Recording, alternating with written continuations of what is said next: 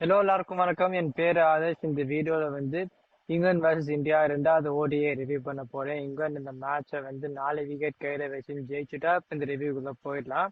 Playing லெவன்ஸோட ஆரம்பிச்சேன்னா இந்தியாவோட ஆரம்பிச்சிடுறேன். KL ராவுக்கு உடம்பு சரியாததுனால இஷான் கிஷன் கொண்டு வந்தா. நான் என்ன சொன்னேன்னா சிவம் துபேக்கு பதிலா ஹர்ஷ்தீப் சிங்கை கொண்டு வரணும்.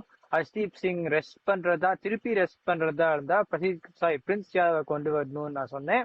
அவ அதே போலிங் அட்டாக்கோட போனா எனக்கு புரியவே இல்லை. ஏன்னா முன்னாடி இந்த லெஃப்ட் ஆர்ம் ஸ்பின்னர் இந்த லெக் ஸ்பின்னர் எல்லாம் கவுண்டர் பண்றதுக்கு ஹேவன் தூபே இறக்கிட்டு இருந்தா T20 எல்லாம். இப்ப வாஷிங்டன் சுந்தர், அப்புறமா அக்ஷர் பட்டேல், அப்புறமா இப்ப சிவன் தூபே நம்பர் 8ல விளையாடிட்டு இருக்கார். அப்ப நம்பர் 8ல விளையாடுறதுனா அவர் இந்த டீம்ல அவருக்கு என்ன ரோல் இருக்குன்னு எனக்கு புரியவே இல்லை. ஏன்னா கீப்பரை முன்னாடி நிறுத்தி வச்சுட்டு கடைசியில அவர் அந்த 230 டிஃபெண்ட் பண்றச்சே பவுலிங் கொடுத்தா ஒரு விக்கெட் எடுத்தார். ஆனா ஒரு மேட்ச் வின்னிங் கான்ட்ரிபியூஷனா அது இருக்க போறது ஆனா இல்லைன்னு தான் நான் சொல்லுவேன். ஹர்ஷ்தீப் சிங் விளையாண்டுருக்கணும். இப்ப இங்கிலாந்துன்னு பார்த்தோம்னா கரெக்டா பண்ணா இப்ப திருப்பியுமே நான் சொல்றேன், இந்த ஜேக்கப் பெதல் ஓப்பனிங் எல்லாம் வேலைக்கே ஆகாது. வில் ஜாக்ஸ் ஓப்பன் பண்ணிட்டு ஜேக்கப் பெதல் 4 விளையாடணும், ஹாரி புரூக் 5 விளையாடணும். அவ அது பண்ண போதெல்லாம் கிடையாது. ஆனா ஒரு விஷயம் என்ன பண்ணான்னா, போன மேட்ச் லியம் டாசன் 68 அடிச்சர். கரெக்டா அவரை உக்காத்தி வச்சுட்டு ஒரு ஃபாஸ்ட் போர் விளையாடினா. ஜார்ஜ் டங்கையும் உக்காத்தி வச்சுட்டு சக்கீப் மெஹமூத கொண்டு வந்தா. ஸோ கசாக்கின்சன் சக்கீப் மெஹமூத் கரெக்டான ஒரு மாற்றம். எனக்கு பொறுத்த வரைக்கும் அவ என்ன பண்ணணும்னா ஜேக்கப் பதில நம்பர் 4 தான் விளையாடணும். ஆனா அவ அப்படி பண்ற மாதிரி தெரியல. கரெக்டா டாஸ் ஜெயிச்ச உடனே பவுலிங் போட்டா. இப்ப இந்தியான்னு பார்த்தோம்னா இந்தியா பேட்டிங்னு பார்த்தோம்னா சுப்மன் கில் நல்லா விளையாடிட்டு இருந்தார். ஆனா 30 ரன் தூக்கி அடிக்க பார்த்துட்டு அவுட் ஆனார். ஆனா ரொம்ப நல்லா விளையாடிட்டு இருந்தார். விராட் கோலி ஒரு சந்தோஷம் என்ன வந்ததுன்னா, இப்ப போன மேட்ச் டிஸ்மிசல் பார்த்தோம். நேரா வர பந்து பிளிக் அடிக்க பார்த்துட்டு அவுட்டு. இந்த கேஸ்ல முதல் பவுண்டரியே ஒரு ஆன் டிரைவ் அடிச்சது. ஸோ அது அங்கேருந்து அவர் அந்த ஒரு கவனம் தெரிஞ்சது, அந்த பசி தெரிஞ்சது அவர் விளையாடுறச்சு. 65 ரன் ரொம்ப நல்லா கிறிஸ்ப் இன்னிங்ஸா விளையாடினார் அவர். ரோஹித் சர்மா அவர் ஒரு 19 ரன் வரைக்கும் நல்லா விளையாண்டு இருந்தார். ஆனா இந்தியாவுக்கு 10 ஓவர்ல 61 for 1 பவர் பிளே நல்லா வந்தது. அந்த அப்புறமா கொஞ்சம் ஸ்லோ ஆச்சு. ஆனாலுமே ஒரு ஓகே ரன் ரேட் தான் விளையாண்டு இருந்தார். ரோஹித் சர்மா 26க்கு அவுட் ஆயிட்டார். அதுக்கப்புறமா அவரை பத்தி சொல்றேன். ஏன்னா ஒரு நியூஸ் வந்திருக்கு, அது உண்மையானு எனக்கு தெரியல. அப்புறம் இஷான் கிஷனை நம்பர் 4 இறக்கி விட்டா. எதனால இறக்கினான்னு எனக்கு புரியல. ஆனா நான் குறை சொல்ல மாட்டேன். ஒருவேளை அவருக்கு வாய்ப்பு கொடுக்கலாமான்னு இறக்கி விட்டா. ஆனா நான் எப்பயுமே என்ன சொல்லியிருந்திருக்கேன், இப்ப 12வது ஓவருக்கு முன்னாடி அது 12வது ஓவருக்குள்ள 2 விக்கெட் முடிஞ்சதுன்னா ஸ்ரேயஸ் ஐயர் இறக்க கூடாது, கேஎல் ராவ் தான் இறக்கணும்னு சொல்லியிருந்தேன். இந்த கேஸ்ல இஷான் கிஷன் கேஎல் ராவுக்கு பதிலாக விளையாடினார். இப்ப அந்த 2வது விக்கெட் 12வது ஓவருக்கு அப்புறமா தான் விழுந்தது. ஆனாலுமே இஷான் கிஷன் வாய்ப்பு கொடுக்கறதுனால நான் பெருசா நான் குறை சொல்ல மாட்டேன். ஆனா இதுல இருந்து என்ன கத்துக்கணும்னா, ஸ்ரேயஸ் ஐயர் 12 ஓவருக்குள்ள இறக்க கூடாது. ஏன்னா போன மேட்ச் விளையாடினதுக்கும் இந்த மேட்ச் விளையாடினதுக்கும் அந்த வித்தியாசம் தெரிஞ்சது. போன மேட்ச் கஷ்டப்பட்டு 35 ரன் அடிச்சார். இந்த மேட்ச் அவ்வளோ கஷ்டம் படாத எனக்கு பொறுத்த வரைக்கும் 66 ரன் அடிச்சார். ஸோ அந்த மாதிரி தான் அவ பண்ண போறதான்னு தெரியல. அப்புறமா இந்தியா 133க்கு 3 இருந்தா ஒரு டீசன்ட் பொசிஷன். அப்புறமா 177 per 3 in 30 overs நல்ல position set Virat Kohli and Shreyas Iyer. Virat Kohli out ஆன உடனே எனக்கு ஒரு விஷயம் என்ன புரியலன்னா, அப்ப வாஷிங்டன் சுந்தர் அவர் எதனால இவ்வளவு அடிக்கடி இன்ஜுரி வருதுன்னு எனக்கு புரியவே இல்லை. எனக்கு பொறுத்த வரைக்கும் நிதிஷ்குமார் ரெட்டிக்குமே அப்படியே தான் சொன்னேன். அந்த பயோமெக்கானிக்கல் அந்த மாதிரிலாம் அந்த பவுலிங் போடுறதுல அந்த மாதிரிலாம் அதனால இன்ஜுரி வருதுனால எனக்கு எனக்கு தெரியல. நான் என்ன சொல்றேன்னா, அந்த மேட்சுக்கு நடுவுல எவ்வளவு ட்ரைனிங் பண்றா, எந்த மாதிரி வெயிட் எல்லாம் தூக்குறா, அதை தான் பார்க்கணும். ஏன்னா அவ்வளவு விளையாடுறதும் கிடையாது. ஒரு மேட்சுக்கு 4 ஓவர் போடுற நம்ம 6 போன மேட்ச் 50 அடிச்சார். அதை தவிர அவர் பேட்டிங் வாய்ப்பும் அவ்வளவு கிடைக்கிறது கிடையாது, பவுலிங்கும் கிடைக்கிறது கிடையாதுங்கும் போது எதனால அவருக்கு இன்ஜுரி வருதுன்னு எனக்கு தெரியல. ஒருவேளை எனக்கு பொறுத்த வரைக்கும் அந்த மேட்சுக்கு நடுவுல அந்த ட்ரைனிங் எப்படி பண்றது தான் பொறுத்து இருக்கு. நிதிஷ்குமார் ரெட்டிக்கும் அப்படியே தான் சொல்லுவேன். சோ அங்கேருந்து நிறைய பேர் அடிக்க பார்த்துட்டு இப்ப கமெண்டேட்டர்லாம் என்ன சொன்னார்னா கேட்டா, நிறைய இன்னும் அடிக்க பார்த்துருக்கணுமா, விக்கெட் போயின்னு இருக்கு. ஒருவேளை இந்தியா வந்து அந்த 300 ரன்க்கு அங்கேருந்து எடுத்துன்னு போயிருந்தான்னா கண்டிப்பா ஜெயிக்கிறதுக்கான வாய்ப்பு இன்னும் கொஞ்சம் ஜாஸ்தியா இருந்திருக்கும்.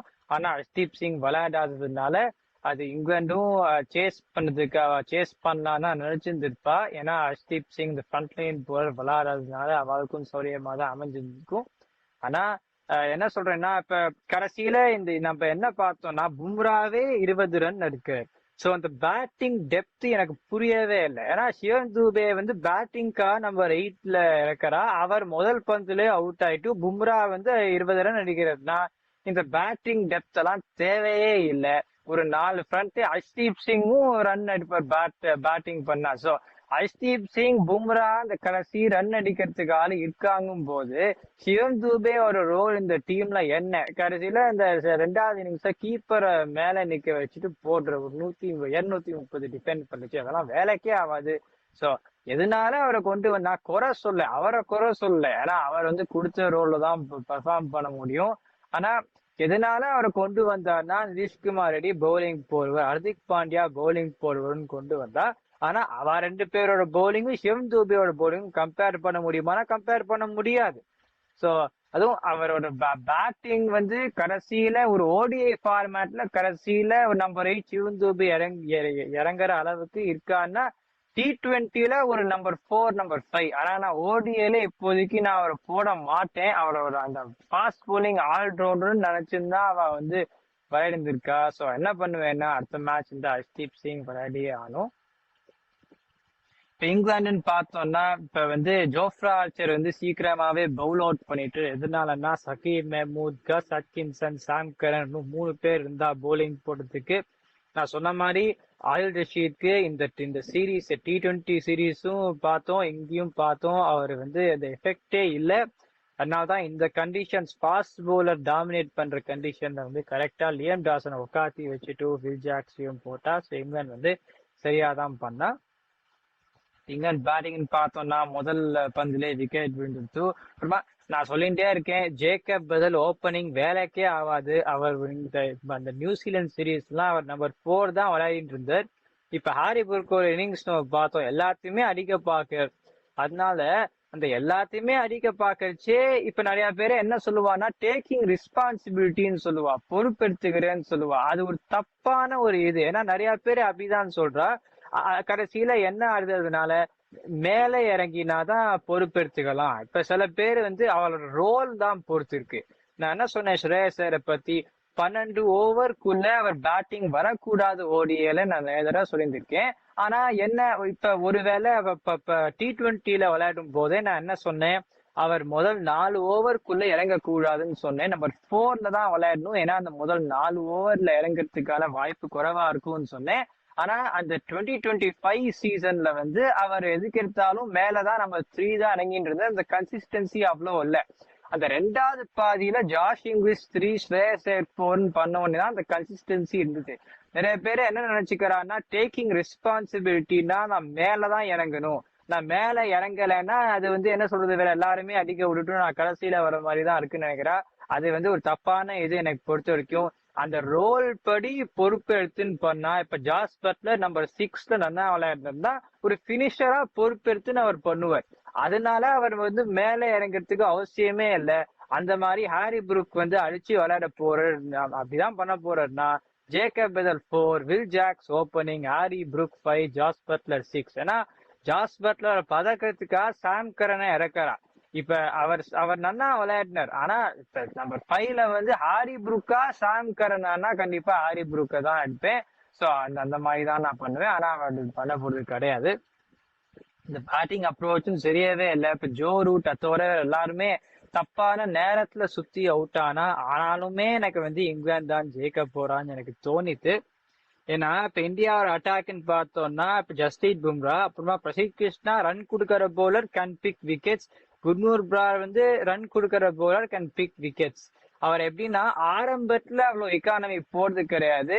இப்ப அந்த முதல் மேட்ச்ல முதல்ல ரன் கொடுத்துட்டு கடைசியில ரன் கொடுக்கல. இந்த கேஸ்ல வந்து முதல்ல ரன் கொடுக்காத கடைசியில ரன் கொடுக்கறாரு.